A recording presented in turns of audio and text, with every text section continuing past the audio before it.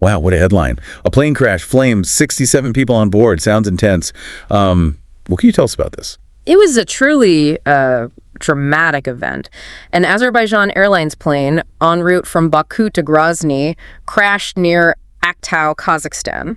Baku to Grozny? Why Kazakhstan? That's unexpected. Thick fog in Grozny forced a reroute. The plane was reportedly circling Aktau, requesting an emergency landing. So it wasn't even at its intended destination when it went down? This is getting more and more intense. So what exactly happened during the crash itself? Videos show the plane rapidly losing altitude, banking sharply before crashing and bursting into flames. A truly terrifying sight. It was awful. And the casualties? Oh dear. Tragically, there were fatalities, but thankfully 25 passengers survived. 5 are in intensive care. It could have been much worse. Any idea what caused the crash? Preliminary reports suggest a possible bird strike and a steering malfunction. The plane sent a distress signal before the crash. A bird strike? That's a pretty common cause of plane crashes, isn't it? I mean, it happens. It can be a significant factor, especially at lower altitudes. Combined with a steering malfunction, it would have been a very difficult situation for the pilots. A really tough situation. What about the flight data? Did anything unusual show up there? Flight Radar 24 tracked the plane's path, showing it circling near the airport before the crash. They also noted strong GPS jamming affecting the data transmission. GPS jamming? That's a whole other level of complication. Intentional or accidental? That's a big question. That's something investigators will need to determine. It certainly adds another layer of mystery to the incident, a big mystery. You mentioned Flight Radar 24 using ADS-B data. Can you explain what that is for our listeners? ADS-B, or Automatic Dependent Surveillance Broadcast, is a technology that uses an aircraft's position radar to create a real-time surveillance interface with air traffic control.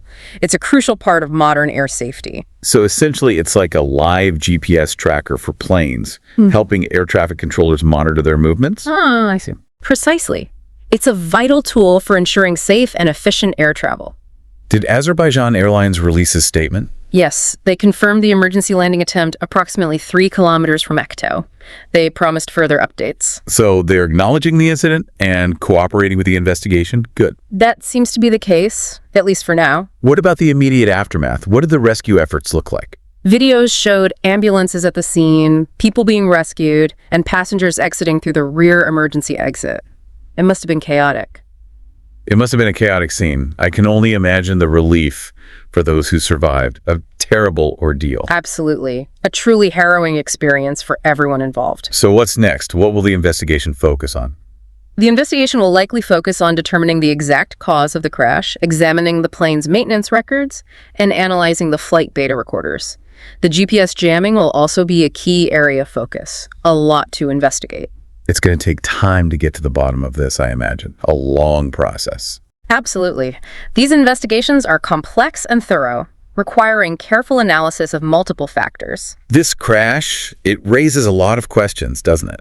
About air safety, about technology, and about the human element in aviation. So many questions. It certainly does. It highlights the inherent risks involved in air travel and the importance of continuous improvements in safety protocols and technology. And the human cost, of course, is something we can't ignore. A terrible loss.